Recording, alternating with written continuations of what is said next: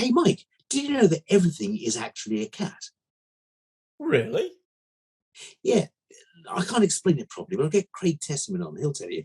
Okay, get him in. Okay. Hi, I'm Mike Brampton. And my name is Julian Ho. Welcome to Veterinary Ramblings. We interrupt the show for an important announcement. Hi there, dedicated listeners. We just wanted to take a little time outside of the show as we got something very exciting to share with you. We have exclusive Veterinary Ramblings merchandise available now, including t-shirts, mugs, posters and prints. Now, personally, I think my favourite is our t-shirt with a hilarious diagram of cat anatomy, which has been revised to include their sandpaper tongue and treat-detecting ears. And essential for all veterinary students. If you would like to show your support for the show, head over to veterinaryramblings.com and select either the merch button for a one-off purchase through our T-Mill store or select Become a Patron. I'm sure you'll be absolutely chuffed to know that everything in our T-Mill store is fully sustainable, carbon neutral and shipped in plastic-free packaging. By making a one-off purchase, you will help us to plant more trees, save water and reduce carbon emissions. If you want to further support us, become a Patreon and receive items you cannot get through one-off purchasing, a shout out on the show, and exclusive Veterinary Ramblings content. Every single purchase made will really help us keep on interviewing amazing guests. But if nothing else, we do appreciate you tuning in. Now, on with the show. So, you can hear us, Craig. Can you hear me? Yay! We can. Fantastic. Excellent. That's much better. Job. Brilliant stuff. What I want to do is just get back very quickly, because I know we've got a lot of listeners, perhaps fewer viewers, but I think it's worth just painting this visual picture for them, because some of them may not be able to see where you are, who you are, etc. Now, as a bit of background to this, I bought a guitar recently, my 7th guitar, and don't tell my wife, she thinks I've only got 3. Anyway, it's a Fender Telecaster, really quite nice. And I bought it from this place in Brighton, and you could try it out in a little sound booth. And the sound booth was all splayed up with heavy metal emblems and beer mats, and it actually looked like where you're sitting, and that's why I mentioned it. So this is the back end of my kitchen. What with the world going to pot in 2020 and everything turning into Zoom, and with you saying me being on lots of different boards and groups and everything else and having hundreds of meetings, my wife was getting rather annoyed with bits of paper and books and computers left across the dining room table. So we went and we bought a desk and we turned the bottom of our kitchen into my little officey space. And yet we've had, my birthday's Halloween, and that's my excuse for the way I look and the way that I portray myself. So we just shoved all our Halloween signs on this horrible tongue and groove wall that we've got to make a nice background for where we do stuff. But no, it is my kitchen, and I've got, this is a conservatory that we had built, which has got my Redfoot tortoise who just lives in there, and my spiders and my lizards, and some close to, I keep work very close to me. Excellent. But yet to people who are listening and rather than watching, I broke the mold for what a veterinary nurse is a long time ago.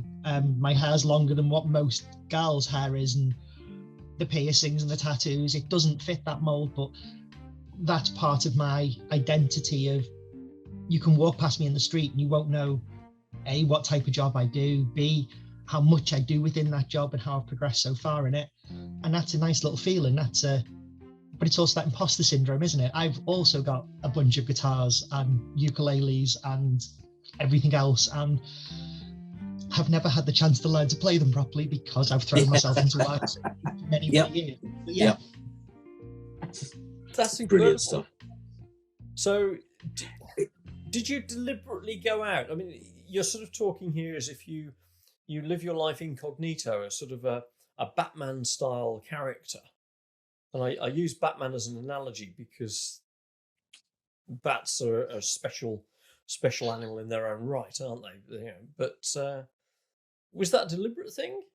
It wasn't really. I grew up with very, very cool parents who listened to rock music and metal, and I was brought up on AC/DC, Metallica, and everything else that goes along with it. And I was allowed to grow into that persona and grow my hair and get the tattoos and be different and alternative.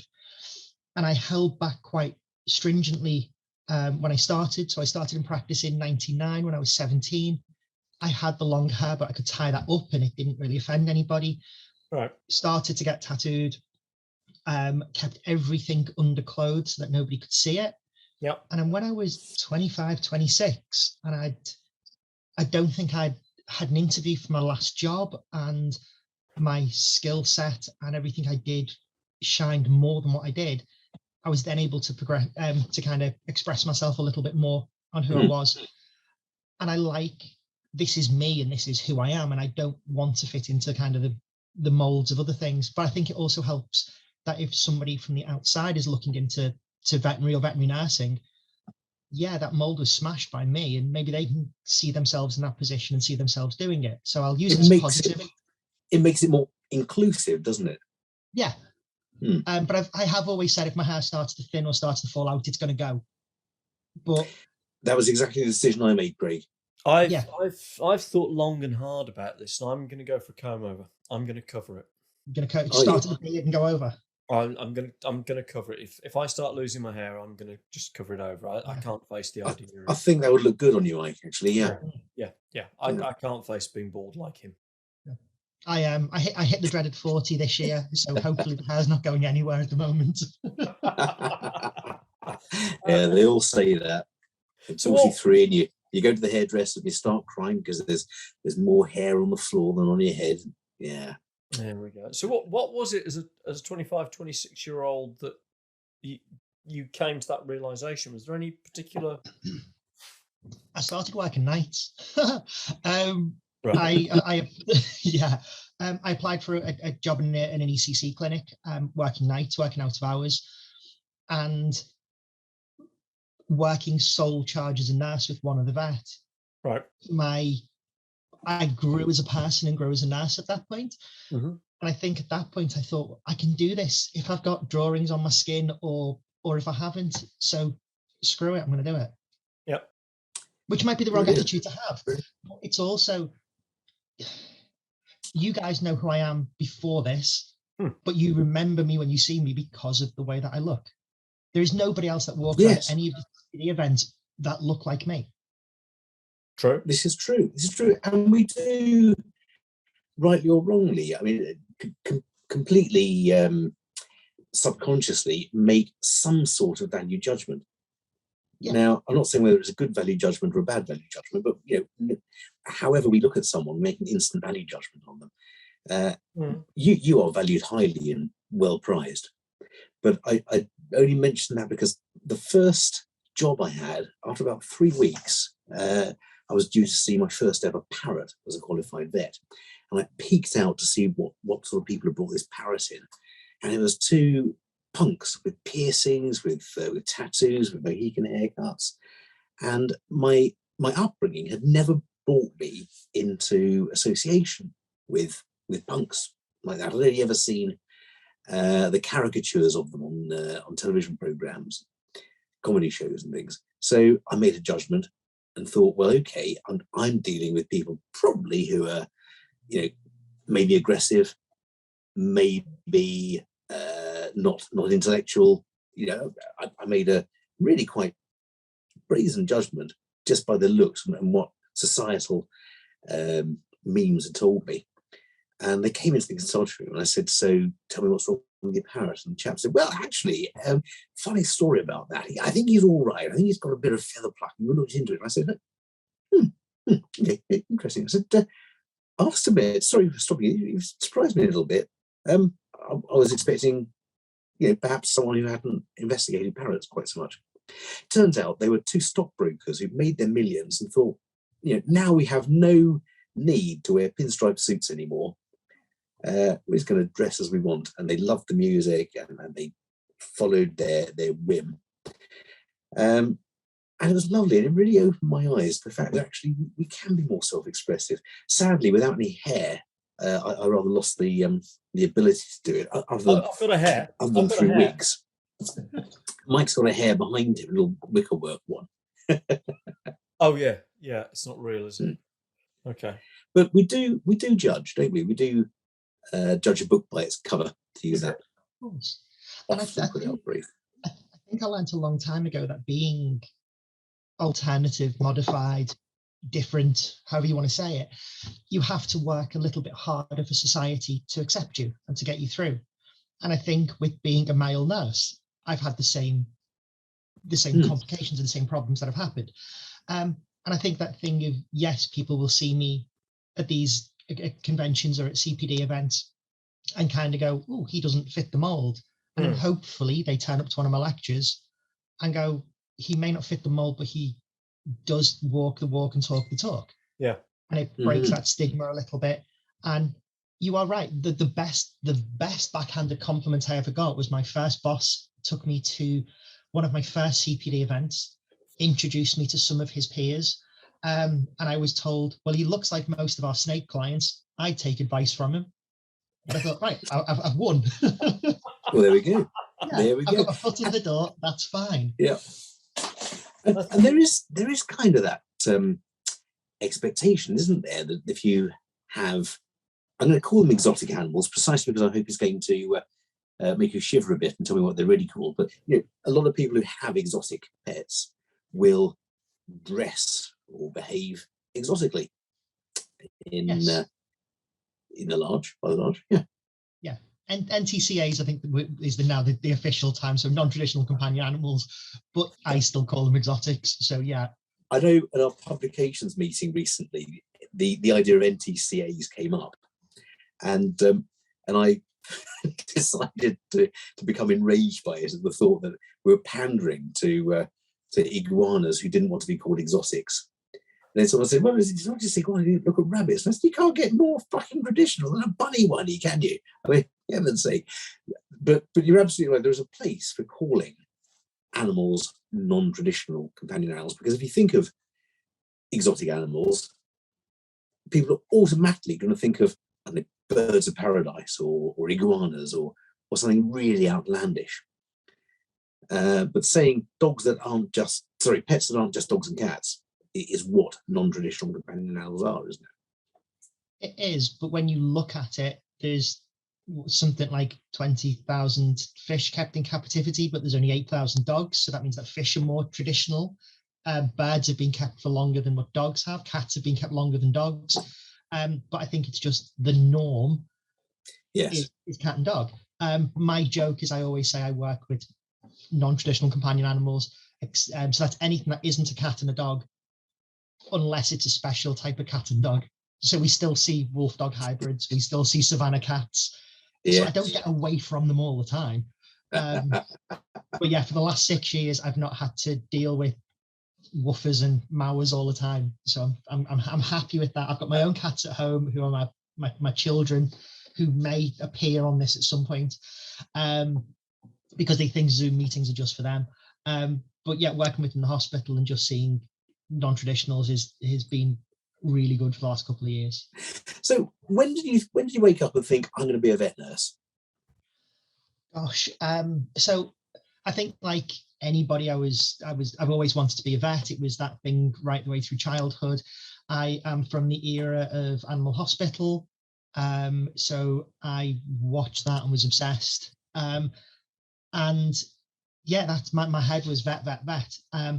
I went through GCSEs and didn't revise, and did quite well. And then I sat down to A-levels, and A-levels is when they actually start getting real, and didn't progress as well as I should have done. I stupidly started to do, I took on 5 courses. I did maths, further maths, English, chemistry, physics, and biology, and struggled. Sat my first year of exams, didn't do as well as I was expecting, and decided my brain was a bit mushy at that point. I need to do something different. Right. I had been doing experience and practice since the age of 15 and knew that that's where I was going to be. I was going to be in a practice at some point. So I went and got thought I'll take a year out, I'll do more experience. Started on an animal care course. And I think it was 5-6 weeks into me doing the course and doing 2 days a week experience in practice, they offered me a full-time position as a student. And I went and had a long, hard look in the mirror and thought, I actually like the caring side rather than the medical side at that age. And I thought, yeah, let's go for it. So I did, and then did a couple of years as a student, a couple of years as a pre-veterinary nurse, then did my veterinary nursing course, and had my struggles with the exams. I've never been an examy person, but managed to scrape through. So anybody who's listening who's failed exams, I can do it, you can do it. It's awful, but it's a way to get through. And then, yeah, I've been in it ever since, and I've done that, the silly thing, and I think we all do it. We look in the mirror and think, do I go and do something else?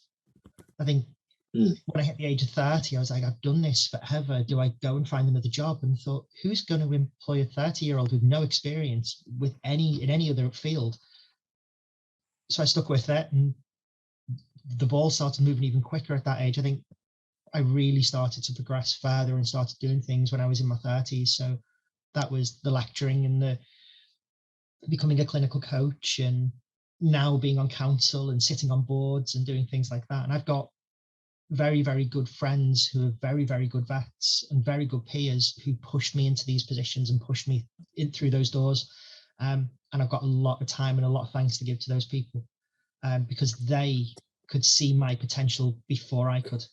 I was going to say, I think for them it's an easy choice to push you because you are immensely capable at these tasks, and an asset, if I can say that, on the public media, an asset to certainly to the committee that I'm on with you, and I'm sure to all of them, and hopefully a meteoric rise will continue. You're progressing through BVNA, British Veterinary Nursing Association. So a couple of past presidents had dinner with me and had strong words with me about joining council. I thought, what's the worst that can happen? I'll throw my name in the hat and see what happens. And I got on. The Joe Public voted me on. It was, wow, okay. So I stayed on council for a year, and then on my second year, I joined. I moved into the honorary treasury seat. There's going to be some shifting around come October, and I'm hoping to move into the ONSEC role at that point. And then, I've got my own ideals and where I would like to be. I don't want to be a flash in the pan. I don't want to stay on council for 4 years and then disappear and never be around again. I'd like to stay on I'd like to do 2 or potentially move into a third term. A term is 3 years. And during that time, they are very interested and they are giving me the confidence to do it. And the more I talk about it, the more it becomes real. They would like me to take a JVP position and then move into a president's role. And I think that's going to be my future. There's lots of things that we're doing currently with BVNA, and I'd like to see it come to fruition. I've been here when those initial papers have been written and we've started to move things through. So, for instance, protecting the title is something that we're really passionate about at the moment. But that's not going to happen overnight. That's going to take 4, 5, 6 years to happen. And I'd like to still be on council when it happens. I don't want my name to just be on a piece of paper when I've left. So that's one of my reasons for staying on board for so long. Plus, I'd like to do all of the roles. I've done main council. I'm now an officer. I'd like to try the ONSEC position and see what the different roles entail before I stepped into that major role of the president. So how do you perceive the profession right now? What sort of state is the profession in now? It's a bit of an odd one. Personally, I think that we've been, a lot of financial things have been thrown around in the press and by some of the corporate groups, and I think that's caused a bit of a ruction between some of the other corporates that are involved in it. I agree completely that nurses should be paid well for what they do. But blanket paying all nurses the same wage may not be the way to do these things.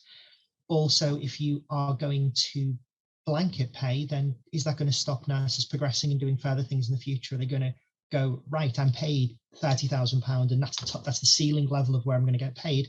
I'm not going to go and do my certificate. I'm not going to go and learn about anesthesia. I'm not going to do my CPD.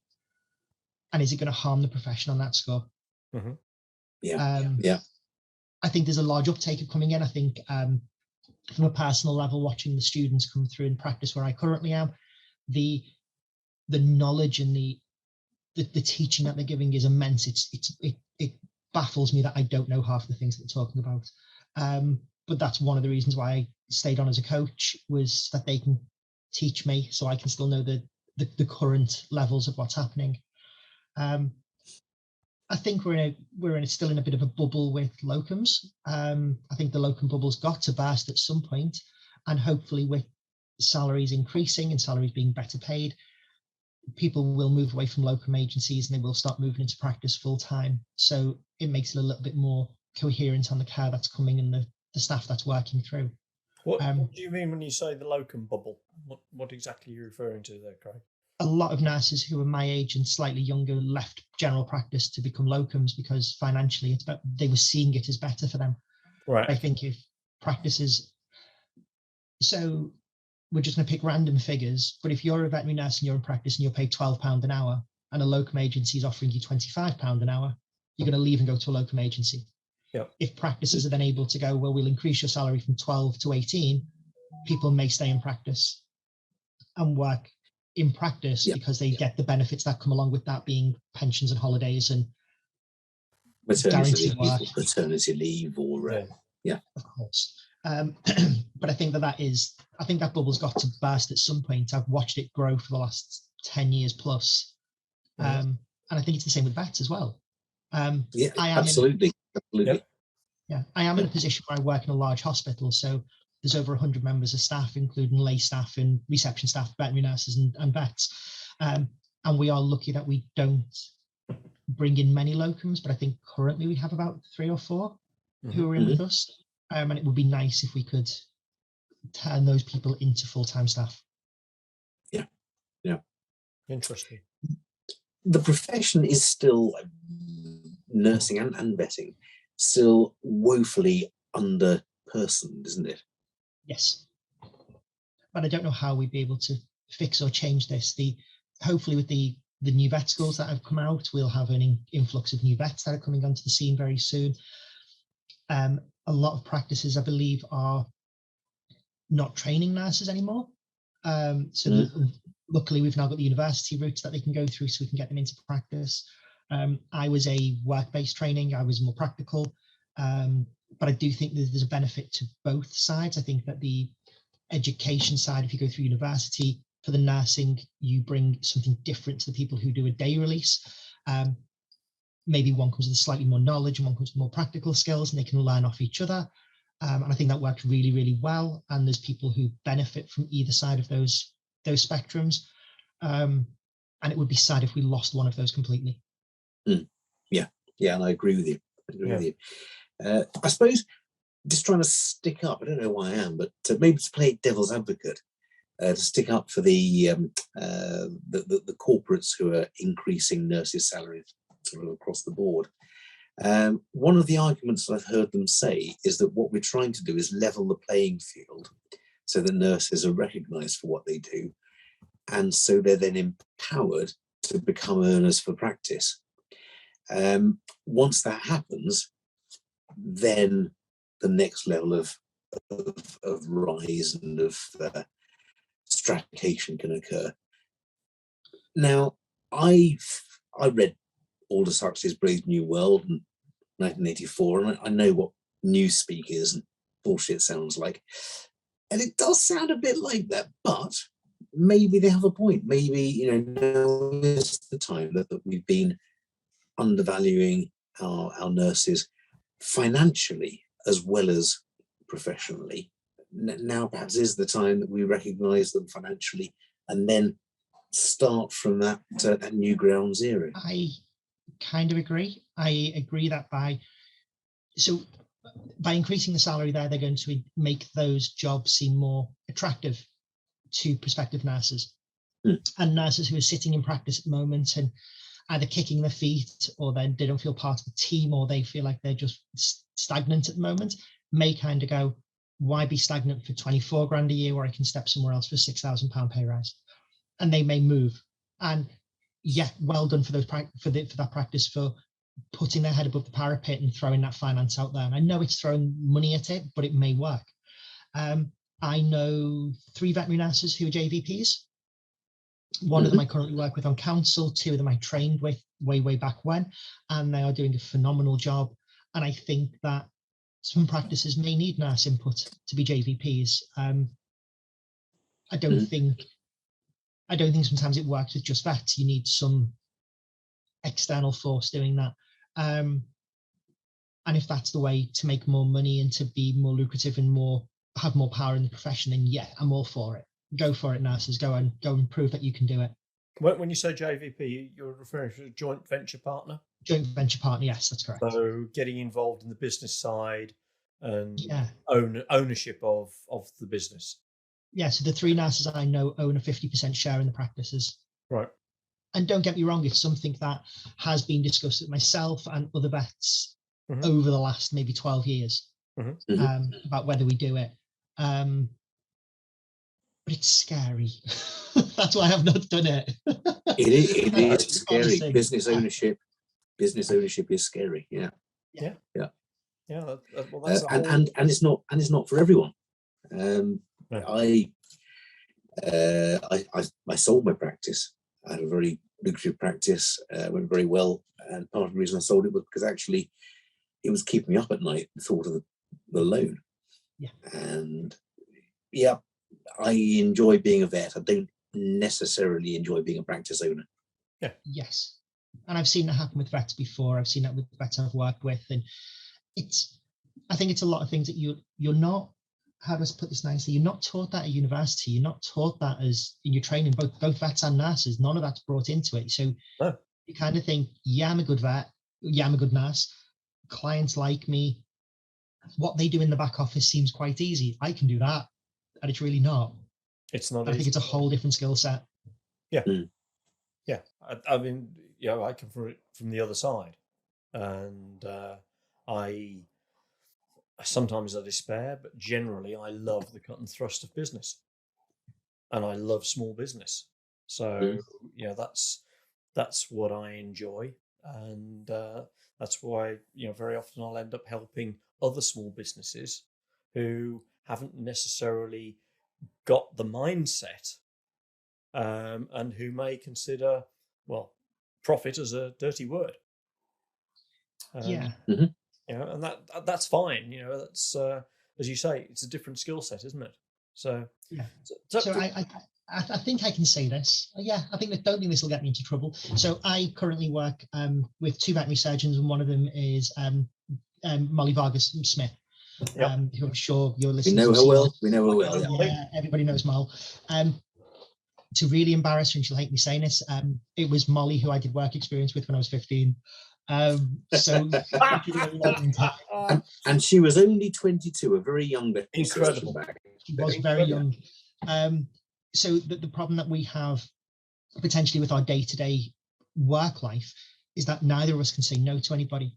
So our attitude is that if somebody is willing to pick the telephone up to ring a practice to say, I'm worried about X, Y, and Z, we will say, yeah, bring it down. Yeah. Which means that we will triple book ourselves quite quickly, and we work hard, we don't work smart. Which will be a bad thing if me and Mel ever took a practice. We need somebody to kind of rein us in quite a lot. But you said it absolutely correctly there. People don't just pick up the phone. Well, yeah, some clients do, but the majority of clients don't pick up the phone thinking, I want to have a chat with someone. They phone because they've gone through a whole process thinking this is going to cost me money, or I'm worried that if I phone the vet or the nurse is going to tell me some bad news. And so there's a disinclination to phone because they might be told that their pet is seriously ill, which seems a bit counterintuitive, doesn't it? But they don't want to phone because they don't want to have their worst fears realised. And so they've gone through that whole process. They then phone and someone says, no, we've got no appointments. They phone tomorrow. And we hear that happening because our practice sees a lot of those clients that with their second or third phone call, my practice can't see me for the next 2 weeks. Can you see me? Yes, we can. What's the problem? Is the answer. And if the answer is, well, we're 2 weeks late on a vaccination, yes, we can absolutely see you. Now, that won't be till tomorrow. That won't be till 3 weeks on Tuesday. all through. But the affirmation that we will see them comes before the tell me what's going on. Yeah, and I think it's unfair otherwise.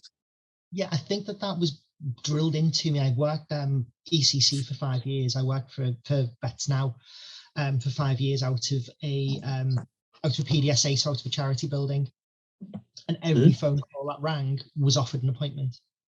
And I don't see the difference of it being 2 o'clock in the morning and you being worried, or 2 o'clock in the afternoon and you being worried. The client is still worried. The client still wants to come in. Everybody had their issues with lockdown and the way that practices had to run, and we had to change things. It worked really well for our department because I would go out and I would get the animal from the car and I would bring it back into the practice. And as I was bringing it back in, Molly would leave with the patient she's just seen. And we just have a kind of revolving door of patients moving through, which meant that we double booked ourselves every single day, but we just revolved it through. And it also meant that the clients got to meet all of the team. They got to meet me to say hello and give me a brief history. They then got to meet the vet at the end of it, who give them a detailed explanation and how's your medication, and we'll see you in 2 weeks. So I think that gelled a lot of our clients in with us as well, which was great. Yeah, that's an interesting way of looking at it, because the majority of people we've spoken to, that their experience of the pandemic and lockdown is that they felt there was less client interaction. And I think the way they handled it was the nurse would come and collect the pet and then take it back with at best a written note. Yeah. At worst, a Chinese whisper. The way we did it was very similar to you, that there'd always be a vet then come out to talk to the owner directly, because I think that way, as you say, they're seeing more of the team. They're getting more bang for their buck. I think if they're paying a consultation fee, that they should see the vet at some aspect during that. Okay, there would be the days, do I dare say this, there would be the days it was raining quite heavy and the vet would call them and I would just get wet. But that's part of, yeah. and that hair takes a long time to dry. It does. I'd also take my own umbrella to work, so I was okay. When it rained, I was always the person sent out to talk to the client for exactly that reason. What? Little wipe with a Kleenex, and that's me done. Yeah. All right. Okay. But most of the water was retained in my eyebrows. So. but what I was saying before about potentially setting up a practice, if I was to set up a practice, if I could have an ideal practice, there would be a very small treadmill that came on both sides of the door, and you could fit an animal box on there. You put a post-it note on top with what the ailment was, you put it on and pressed a button into the practice account, and we sent it back out with medication and they paid a bill. No client interactions. That's what I want. It's the old saying, the job would be great if it wasn't for the owners. Yeah, come on, we do it in supermarkets now. We all go to the self-checkout so that we don't have to interact with humans. Can't veterinary medicine be the same? We do. Although again, I feel guilty of self-deprecation as you were earlier, because I know that a vast proportion of your job is interacting with clients to tell them about husbandry, because you believe very strongly in good welfare, which is, I think, even more important for NTCAs, for exotics, than for dogs and cats, because most people have a good idea about dogs and cats. And I think what happens is that people will go to any of us now could walk into a store, an exotic specialist store, and buy a bearded dragon or a leopard gecko, or in extreme circumstances, an iguana. And they will say, this is the setup you need. Thank you for the £1,000. We'll see you to buy some crickets. And it's only 6 to 8 months later when they walk into practice that we tell them that that's all wrong. And you need a bigger enclosure, and your lights are wrong, and your feeding is wrong, and your substrate's wrong. And the stores are there to make the money off these products. Yes. I understand why they're selling them. And that is probably the biggest issue and kind of the biggest kind of headbutting thing that we have with clients is, well, I've done that for so long. Why you tell me that's wrong? Well, aspen's bad for your snake. You've seen that it grows mushrooms. That's why you've got respiratory infection. You've got your bearded dragon on sand. They don't live on sand. They're eating it. It's now got compactation. We need to operate on it. It's at the wrong temperature. It's at X. It's at Y. So yeah, it's been something that for potentially probably about 20 years, I've been the person that's gone in and spoken to them about the husbandry. And don't get me wrong, I don't know everything about everything. And occasionally I'll use Dr. Google to find a care sheet for the client. But it's, actually the care and the well-being of those patients is a huge part of my job. Is that one of your big frustrations? Yeah, it's the biggest frustration with exotic pets. But there's a lot of things that are frustrating, but frustration doesn't mean that I won't do it. Right. I don't think that birds should be kept in single groups and should be kept in small cages. They should have as much space as they can possibly have. I'm not going to stop seeing that single budgie that a client's got that lives in a cage and has done for 10 years. I don't think primates should be kept as pets, but people will keep them and they will continue keeping them even when the laws change. It doesn't stop me wanting to treat them. It's because if you don't treat them, who's going to? Exactly. And you don't really get those problems with cats and dogs because you keep your cat indoors and you feed it, or you let it out to go into the garden to do its business. And with a dog, you take it for a walk twice a day. You can't really go wrong. We sadly see a lot of people going very, very wrong. But I get your point that there is a better level of general education about dogs and cats than there is about the exotics. And we mentioned rabbits, a very traditional companion animal. And how often they're still kept in a 2 foot by 3 foot hutch, year in, year out. Yeah, I think that's getting better. I think RWAF have pushed it quite hard for the hutches, not enough. I think a lot of the stores are no longer selling them as primary enclosures. They're selling them as a bedroom space. I think it is getting better. We are probably in a very lucky position with the number of rabbits that we see. What with having Molly as our prime vet there, people will travel the length and breadth of the country to come and see her. We won't say they're crazy. We'll say that they're compassionate. And that's why they'll travel so far. But I think we're very lucky on what we see. And the level of medicine and the level of veterinary care that we can give to those animals is just as good as what it is with cats and dogs. We had a tortoise in 3 weeks ago, that had, unfortunately, the owners had been out in the garden with the tortoise. The tortoise has been foraging and eating weeds. The parents thought that the tortoise had been brought in by the children, and the children thought that the parents had brought the tortoise in. He spent the night outside. The tortoise was then attacked by rats overnight, and he had quite a lot of extensive damage to his forelimbs. We've seen it before, and we've treated them, and everything's been grand. And we started to treat it with dressings and with wet to dries and everything else. It was doing really well. And then it came in for one of its checks, and there was no saving one of the front limbs. So we decided amputation was the best bet. And I will send you the link, or I'll try and find him in a second. This tortoise has now had both of his front legs amputated and has had wheels attached to him. And I think he's called Eddie the Monster Truck Tortoise. I'm going to try and find him now. I think and he's doing really, really well. But that level of care, we were able to perform that because the clients would let us go ahead and do the surgery and let us do the procedures.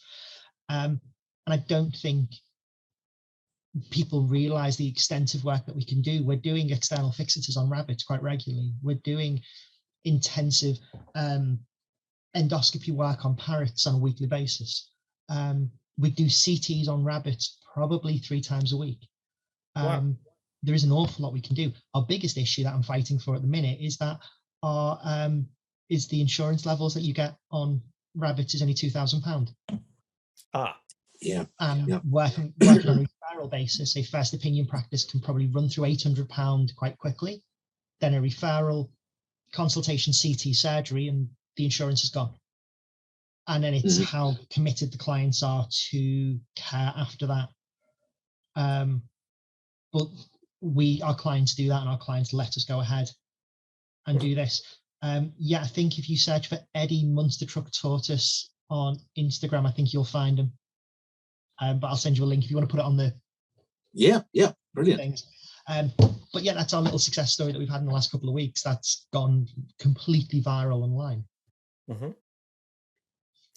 Is it ethical to attach wheels to your tortoise? It's either that or it's going to scratch the front of its shell every time it works. It's the same question: is it ethical to put prosthetics? Yeah. They do really well. We've spoken to the owners in depth, and they knew the care that was going to be needed. And you could see the tortoise trying to learn that if it pushed up too high on its back legs, it'd face plant the floor, and how far it can lift itself up to do it. And he's learned quite quickly, and he's zooming around the garden. Yeah, I have to say that one of my clients has a tortoise with an artificial wheel placed by a local vet, doing really well, amazingly well. And from every welfare inspection that I've given it, it seems fine. You know, as far as you can tell, there are no signs of ill thrift, no signs of unhappiness or pain. Difficult to tell in any animal, difficult to tell in tortoises, but actually hang on. More difficult than in a dog or a cat. What's that hair? You want a turbocharger if you're going to race a tortoise with wheels? My hair's not very happy about this. Sure, he's a nitrous afterburner. Yeah, he needs an afterburner or a turbo or something like that. I don't know. I think the only problems that they're going to have in the future with it is he is going to need to have his tyres changed quite regularly. And then, of course, you worry about the ecological damage because the microplastics in the tyre. Yeah. I'm wondering what ratio width and depth of tyre he's got on these things. Well, it depends whether you're off-roading it. Well, absolutely. They are off-road tyres. So Sergio Salvetti went out and bought every type of car construction kit that he could possibly find in a local toy store. So we have boxes of Lego and Meccano and everything else in the practice. So he could build the best functioning stability for this. But there was no temptation to build a little Sopwith camel model on the top just for good measure. You got the kit, you may as well use it. Yeah, I would have loved for him to put kind of more Lego underneath, and we could have put wings and a power suit over the top, but he wasn't into it. Well, you did your best, Craig. We tried. Yeah, I think. Yeah, and in any race, I think my hair here would object if it had got aerodynamic spoilers and wings and things like that on it. The purists, aren't they, hair, really? Yeah, very much so. Yeah, very much so. No, I don't know. Have you come across that section in Veterinary Ramblings that we call 60-second CPD, Craig? 60 seconds. I have come across it. Yeah, I have done my research. You have? Yes. Fantastic. Are you up to take on the challenge? Yeah, go for it. Yeah? Well, as I say, this is Segway. This is Segway 101, really, isn't it? Because I understand that you want to do a 60-second CPD on the things they should have tortoised us. Is that right? Yeah, well, it's a pun, isn't it? Things they should have taught us. Yeah. Things they should have tortoise. Tortoise. Yeah. Tortoise. Great, Craig Tessyman. 60-second CPD, the things they should have tortoise. Starting now. Super. So this is more on the nursing, the transferable skills that we have with exotic patients. The best way I thought of doing this for 60 seconds was to tell a really quick story. We had a busy week, 1 week in work. We had 2 skunks and we had a pig in to be spayed. We are a training practice, so we had a bunch of students and a bunch of the normal veterinary staff who came to watch us. We gave all of our analgesia, we gave our anaesthetic, and the veterinary surgeon went ahead and did the procedure. All of the students and all of the staff stood around, they watched in awe of the amazing things that we'd just done. Then the vet left the room and they turned around and went, she's amazing, she knows all the anatomy of inside of a pig, she knows all the anatomy of inside of a skunk. No, as soon as the drape was placed and the animal was asleep, it was a cat. So the transferable skills on this is why are we scared of doing things? If we can do it on a cat and a dog, we can do it on other species. As soon as you understand the small little changes that they've got, we can do these things. So why do we not do it, and why do we get scared? The way I look at things is everything is a cat. 60 seconds. Hey! What a take-home message. Everything is a cat. Everything's a cat. We're taught at vet school cats are not small dogs, but actually, if you turn it the other way around and say everything is a cat, that makes perfect sense. It's just when if you know the little silly strange changes that these things have got, if you know that a bird has air sacs rather than just lungs, if you know how to analgesize this patient to anesthetize it when it's asleep and it's in front of you, my job, as simple as it sounds, is to make sure that it's got a heart rate, that it's breathing, and that it's comfortable during the procedure. And I think that having that attitude that I have of that everything, you're monitoring the same thing that work through. You can give me something for the very first time, and yes, it's a scary thing to. So we had a wallaby brought in that needed an anesthetic. I've never done a wallaby anesthetic before, but we did our reading, we found out what to do, and I treated it just like I would every other animal, and it woke up and went home, and that's my job done. I know I'm really making it basic, but that's the way I look at exotics. So I've kept tarantulas as a hobbyist for about 20 years, and we've had everything from your small jumping spiders to your Goliath bird eaters to your. My wife ran a invertebrate zoo, so we had wandering spiders, and we've had black widows in the house and things like that. The best way to describe them is they're just goldfish. You create an environment for them, you feed them, you keep them happy. I've never handled them, I've never been bitten by them. Knowing the slight changes and nuances that they've got, that certain species such as red knees will flick hair at you as a defense mechanism, which can be very irritant. So you don't get flicked by them. To know that king baboons are quite aggressive and they'll styrate, so they'll actually go up on their back legs and hiss at you when they're angry, and they will give quite a nasty bite. To know that Avitilara species are quite friendly and they'll climb on you if you give them the opportunity and you try not to. So yeah, I've kept them for a long time. I'm actually lecturing on tarantula care at BVZS in November, which is a scary thing, which I didn't think I'd be talking about. Wow. Especially when we've got one of the vets who are on their council who is their invertebrate kind of expert, let's say. So I have to be very careful on what I say, or maybe reference some of his work. Probably not. Probably not. Have you considered that they might be thinking, hang on, Craig Tessyman is lecturing, I need to go and learn something? When he was a student, I taught him most of the stuff that he knows about spiders. So, yeah. So, well, there we go. That's it. Yeah, and it's interesting you say that they're goldfish. We have those pets as things to look at, primarily, I guess, rather than interact with. And part of that is making the habitat as beautiful as possible. Yes. You don't want to have a goldfish in a bland bowl. You want to have a goldfish in a tank that looks like it's a normal environment for a goldfish, because that's more interesting. You want it to be living art. You want it to be something that moves and changes. And terrarium care of tarantulas and stuff has changed over the years, where it's now all about live plants and biosystems, where you dig the substrate in certain levels, and you have little things that eat away at the spider droppings and things. It's all changed a lot from when it was me with cocoa fiber and a hide. And you need fungi for that. You do.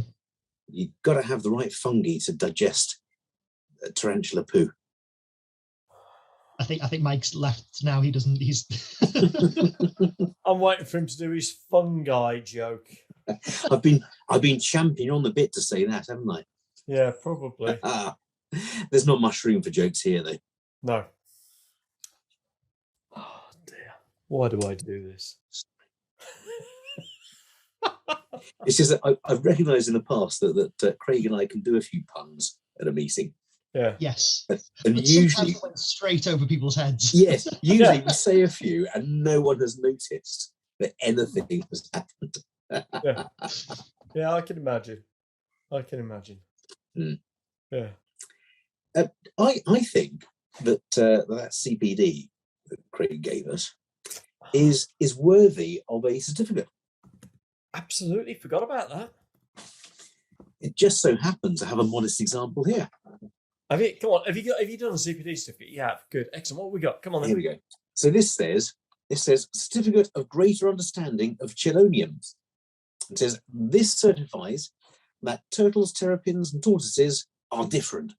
Vive la différence. And so here we have. Now this is, you talk about enrichment of the environment of the vivarium. I recognise that. Yeah, these are my tortoises, or my wife's tortoises, in a little vivarium. It's on 2 layers. There's you can't see it, but off to one side at the top there's a little water bath. There's somewhere for them to hide under that shelf. I'm just wondering how Eddie would get on in there, because you've got this bridge and a ramp, haven't you? He loved that. Eddie could actually make the turn at the bottom of the ramp. I'm sure he could. I would have to fit a handbrake in for him. Yeah. Carry on. Now here's one of my tortoises. Unfortunately, it had persistent priapism, and we had to do a penile amputation of him. But never mind, he's fine now. This is a Galapagos giant tortoise.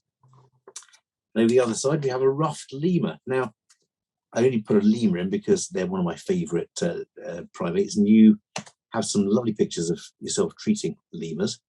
Yeah. Here's a chameleon. Now this is a wild chameleon that we found in Gozo. In where? And about 30 years back in Gozo near Malta. All right. Yeah.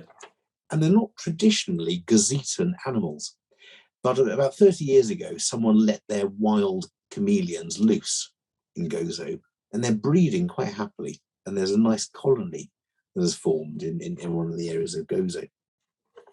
And there's a little ground squirrel or chipmunk at the bottom of the picture there.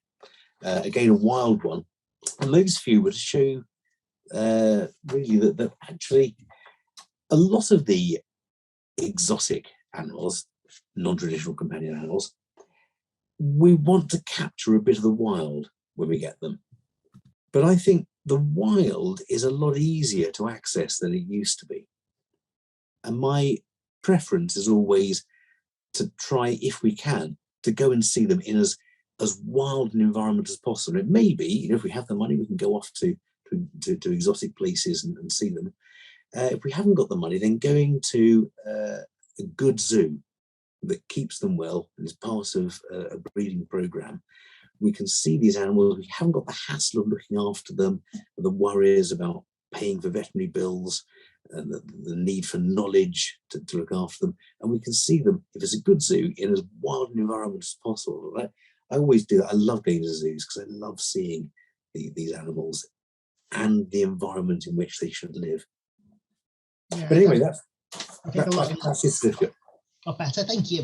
I think there's a lot of the zoos have got an awful lot better on how they're doing things and how things are kept. And yeah, don't go and buy a primate. Go and look at them in the zoo in a colony and in a group. And yeah, it's Absolutely. just yet the lemur that we saw was from a zoological collection that was in for MRI. Right. So we were MRIing its head. It was having cluster seizures.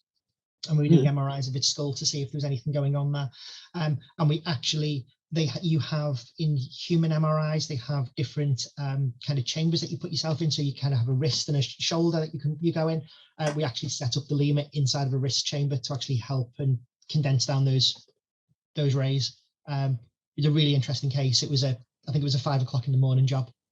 Because we go in crazy early. We don't tell anybody we're there, and they have left before Joe Public's arrived. Right. Interesting. But yeah, it's something we're hoping in the future to throw out to more of the local zoological collections in our area, because we've got quite a few who have got access to MRIs, but they're through different organisations, to potentially say, if you want to do it at silly o'clock in the morning or silly o'clock in the evening, we will be there. We will be there for you to bring your line in, and we'll do what we need to do. And yeah. Because that's do you love it? You must love it. You must absolutely adore your job. Yeah. If I wouldn't still be doing it if I didn't. Every day is different. Every hour of every day is different. And I think that's why I like NTCAs, is that where you were saying before, it's nice to you work off what the differences are, I've always looked at veterinary medicine is that you take your basic knowledge and you throw those pages in the air, and whichever ones you can catch is how you treat that patient. Because there isn't a hard line on how most of these things are looked after and cared for. It's getting better, and there is more knowledge out there, and there is more people talking about it, which is brilliant. But yeah, we can see every 20 minutes throughout the day, we can see a completely different species, and that's impressive. You don't get to do that in many other jobs. Or a completely different order, phylum. Yeah. Brilliant stuff. Yeah. Some days do run weird. Some days you do just have an avian day, and you just kind of look at the book going, why is everything a rabbit? Oh, sorry, why is everything a bird and there's one rabbit booked in? What's going on? Yeah. And the next day it's just rabbits. Rabbit Central. Excellent stuff. Excellent. I don't know. So tell me, have you got? We've done the CPD, brilliantly delivered. We've got a certificate, but to really make it qualify for our RCVS CPD allowance, we have to reflect on the CPD we've received. Oh, we do. We do. Have you got a reflection question you could ask us, Craig, to let our listeners reflect on the CPD that you've so kindly shared with us today? Yeah, I did write this down, and I can't remember what I was going to say.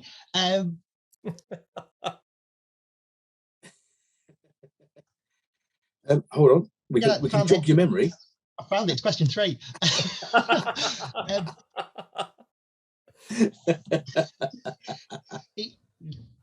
If you can do it on a cat or a dog, then what's stopping you providing the same treatment for a non-traditional companion?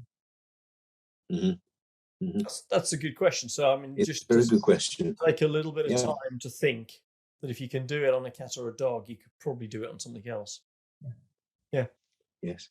Yeah. And I think that working in a multidisciplinary hospital like we do, we've taught that to the other departments. We've walked into our orthopedic team and gone, how would you fix this? And they've gone, well, we wouldn't. And I was like, no, okay, it's a cat. How would you fix it? Oh, we do this. Right. Yeah. Can we now do this on this gerbil or what have you? Although I have to say, my hypertonic saline treatment of an African giant snail didn't go well. Did that not work? No. Did you try garlic?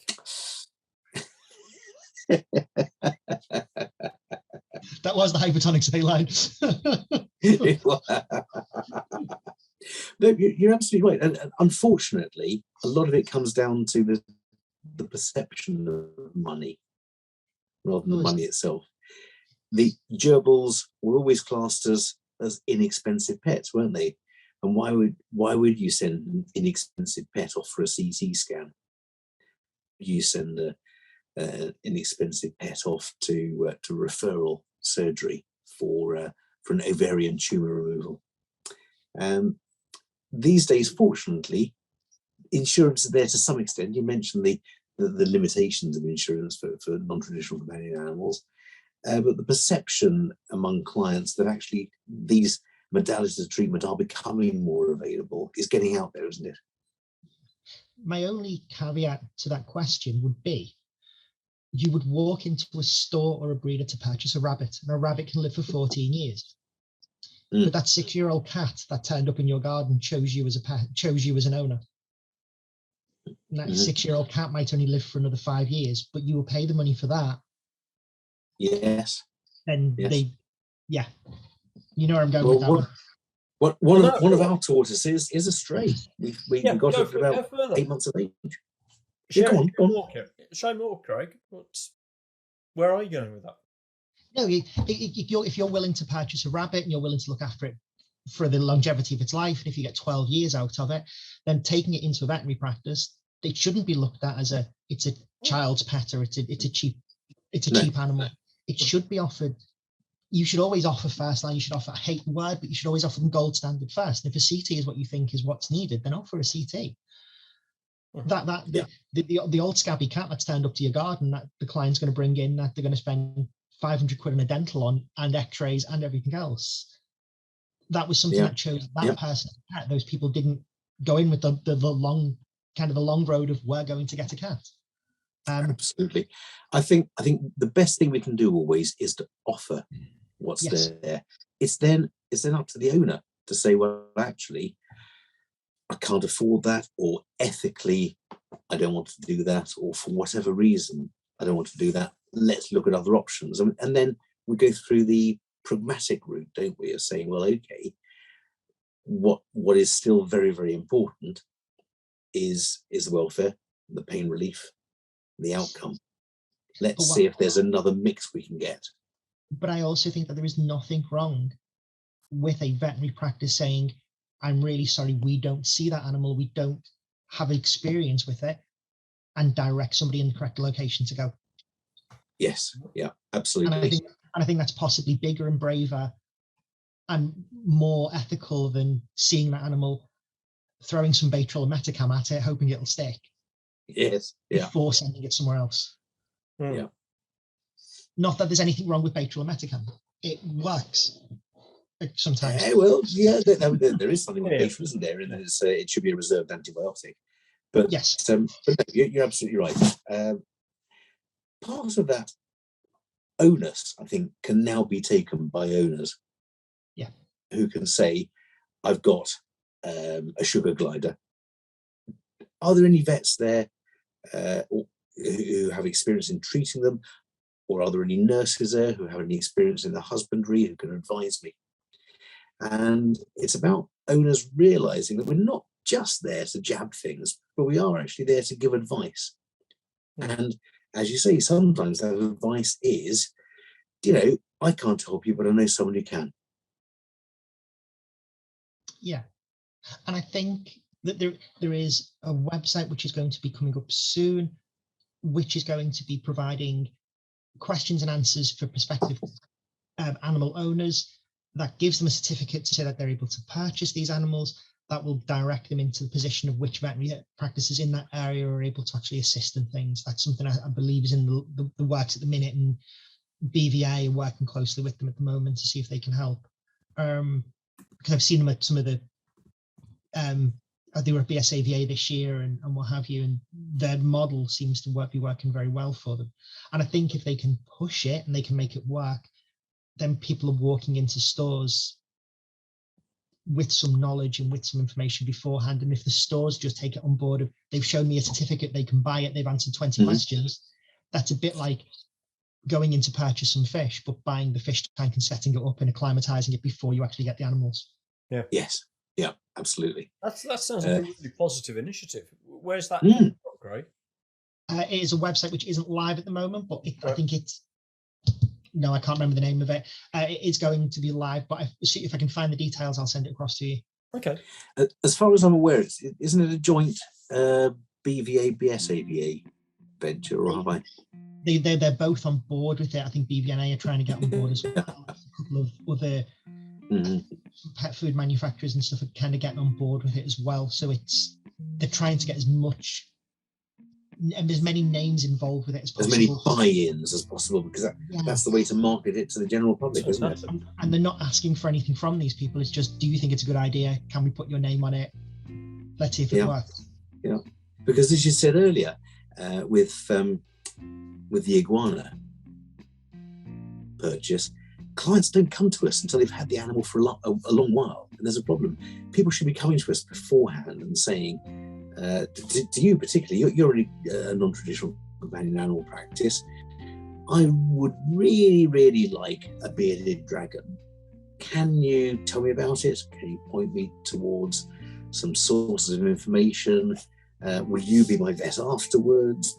What they should be coming to us as the primary source of good information for their intended pet, not just as I bought this and it's not working, what can I do about it?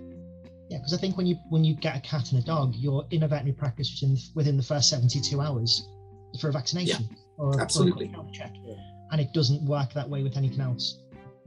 No. Yeah. Maybe we should get vaccinations going for iguanas. Just hypertonic saline. Not allowed to use placebos anymore. Oh, not well. Outrageous behaviour. Well, I'm ever so sorry to say this, Craig, but it's come to that sort of time. Oh, We're going to have too to say goodbye. soon.